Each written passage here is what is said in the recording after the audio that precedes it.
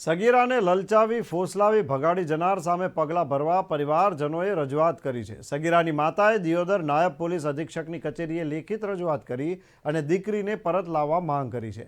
દિયોદર તાલુકાના ડૂચકવાડા ગામના વતની અને કાંકરેજ તાલુકાના રાનેર ગામે ખેતમજૂરી કરતા પરિવારની સગીરાને યુવકે લલચાવી ફોસલાવીને ભગાડી જતા પરિવારજનોએ શિહોરી પોલીસ મથકે ફરિયાદ નોંધાવી હોવા છતાં કોઈ કાર્યવાહી ન થતાં આખરે પરિવારજનોએ દિયોદર નાયબ પોલીસ અધિક્ષક કચેરી ખાતે લેખિતમાં રજૂઆત કરી।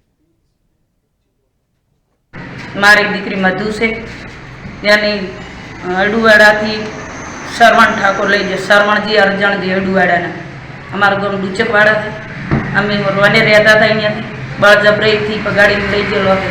શિહોરી રજૂ પોલીસ કરેલી છે 20 તારીખે।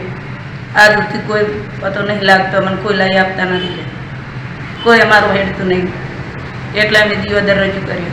મધુ અમારે હાળી છે અને રોજર ભાગ રાખેલો હતો અને અહીંયાથી આડુવાળો શરવણ કરીને નામ છે, શરવણજી અર્જનજી, એ લગ્નનો કરી અને લઈ ગયેલા છે ભગાડીને। અમે 20 તારીખે અરજી કરી છે શિહોરી, પણ અમને હજી કોઈ જવાબ મળ્યો નથી। અમે સરકારને રજૂઆત કરે છે જલ્દ જલ્દ અમને થોડી ગોચી આવે।